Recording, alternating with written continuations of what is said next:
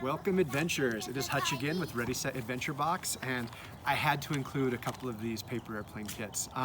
For me, when I was in the Marine Corps, I had a really cool job, and we had been asked to do some things for DARE and then later on for the junior Marines. It's like Boy Scouts but for Marines, and I way overthought it and I was kind of worried about it, and we were at a thing one time and all the technology wasn't working for the other presenters and it was raining too bad to go outside with the dogs. I worked with dogs, and on a whim I just started making paper airplanes, and that was the moment that the slogan of this company, "There's no such thing as a small adventure," was born, because everybody else that was there with all of their expensive stuff, we just absolutely killed it with paper airplanes. So follow the fold lines the first time, enjoy the patterns, but then experiment with your own and try a couple different things. What happens if you shoot it from something high? What happens, can you hit a target? Can you shoot it through a hula hoop or into a bucket? Who can shoot it the furthest? That's why we gave you more than one. So if you want, you can share with a friend or your big adventurer.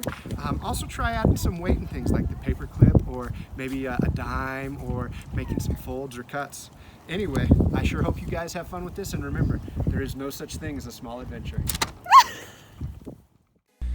One of the reasons we picked such a durable box is so that you can store your items under the bed in this box or keep your adventures together.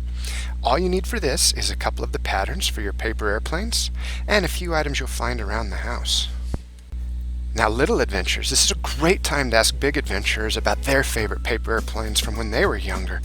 In the future, we'll get you some templates for other airplanes, but all you have to do to make these is put the words on the inside and then follow the fold lines folding towards the arrow.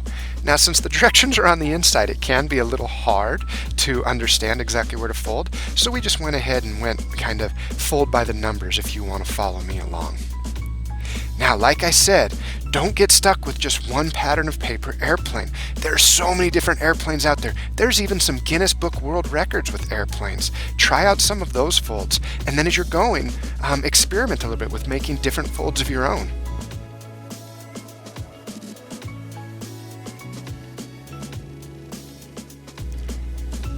Now, if you're teaching any airplanes to any other adventurers or little adventurers or big adventurers, if you're passing on one of your favorites, I recommend taking a Sharpie and drawing fold lines, and I'll show you why in a second. So here we are with some little adventurers that have a little trouble making the folds on their own. So what you can do is, if you've got those Sharpie fold lines on there, you can show them that all they have to do is take any specific corner and fold towards the big black line or the big green line. This will really help them practice. Another pro tip is to just kind of do one side while they do the other, or use your extra airplane to show them. Or if you want, you can actually take the corner and hold it where the fold should be, and then just let them finish the crease for you.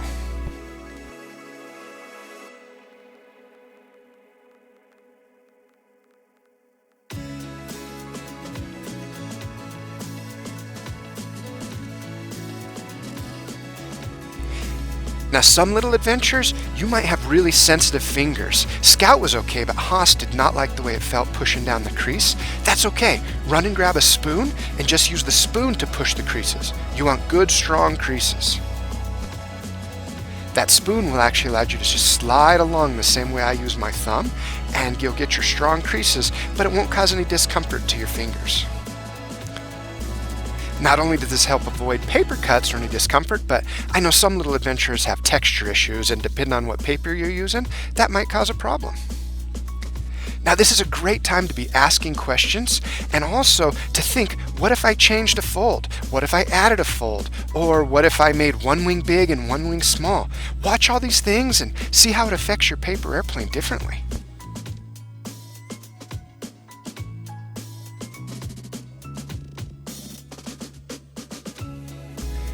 Now, we're going to show you how to make a couple paper airplane launchers, and you don't need much. A paper clip, some tape, a rubber band, some nails or screws, or I actually really like to use thumbtacks.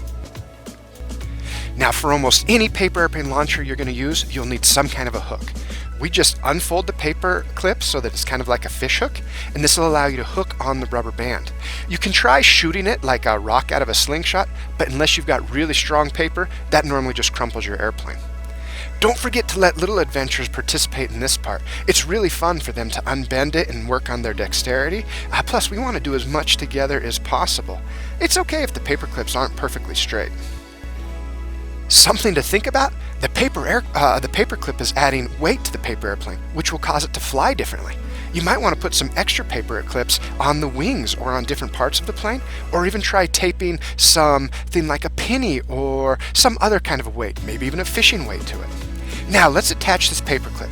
You really want to make sure that it runs down the middle of the paper airplane, and it's super important to make sure the hook is orientated down like in the picture. Otherwise, you won't be able to aim your paper airplane at targets properly.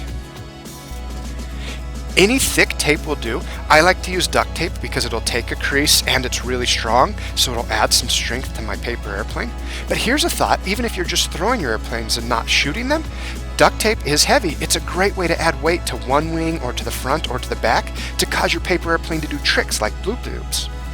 I actually put my paper airplane on the edge of something like the box here, and that allows me to make sure that I get the paper clip right to the tip. Now I'm just ripping off the tape right at the edge of the paper airplane, and I'm going to fold these tabs over my paper airplane and under the paper clip. This is going to strengthen the tip of the paper airplane, so as it crashes into things like rocks or slides or grass, it's going to be okay. Even if there's a little bit of moisture, this will help. Now, the only bad thing about duct tape is it messes up the pattern. So if you have a really cool pattern, or if you drew a pattern on your paper, you can use clear tape.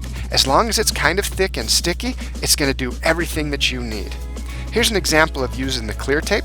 I just wanted to use duct tape because I wanted to make sure you could see what I was doing. The most basic paper airplane launcher, just hold a rubber band between your thumb and your booger finger. Now you can launch it. Make sure to try shooting it up in the air, shoot it down, maybe shoot it in an angle, see all the different things it does. A step up would be to tape a rubber band to your Ready Set Adventure box. A quick note on tape, I love to use painter's tape because it allows me to tape to all kinds of things, like if I want to make some kind of booby traps or something in my house because we're playing Indiana Jones, I can do that without damaging fridges or walls. And I also like to use it on books or my box because it won't damage them. Just don't leave it on too long or it will still rip off some of the paper.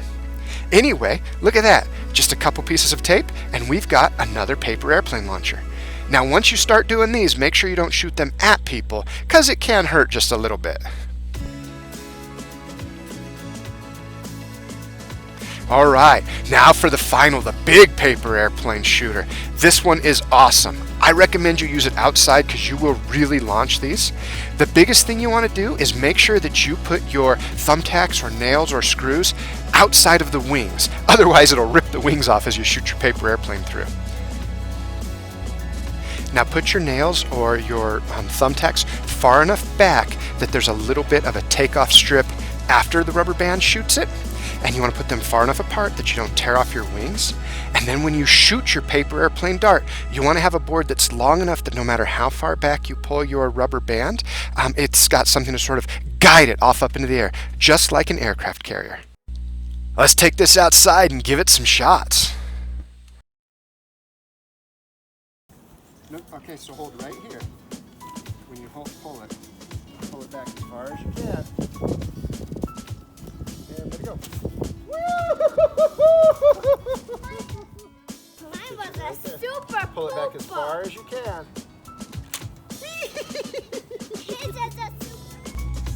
Now some great ideas are to try maybe seeing who can shoot it the furthest, or maybe make a runway by putting some things on the ground. You can try and shoot into something like buckets, or we actually like to try and shoot them through hula hoops by bending the wings. In a little bit you'll see Haas actually figure out a way to get him to shoot around the tree, or even through tree branches. Now I like to not build a stand on my paper airplane shooter because it allows us to constantly be changing the angles by putting it on things or stacking up books or just holding it, and you will see angles both up and down and left and right will make a huge difference in how your plane flies.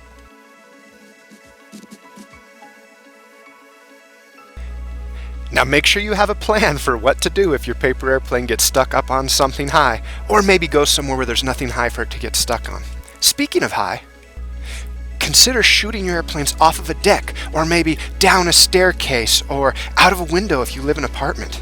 Also, if you have a ladder, this is a great time to talk about safety, like 3 points of contact and getting up and down.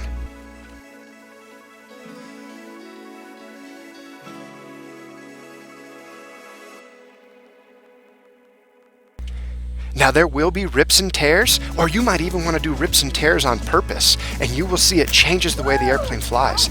This one was an accident, but this shape really made this airplane cruise. Don't forget to bend the wings to see if it changes the angle. And even if all you have is a piece of paper, remember, there's no such thing as a small adventure.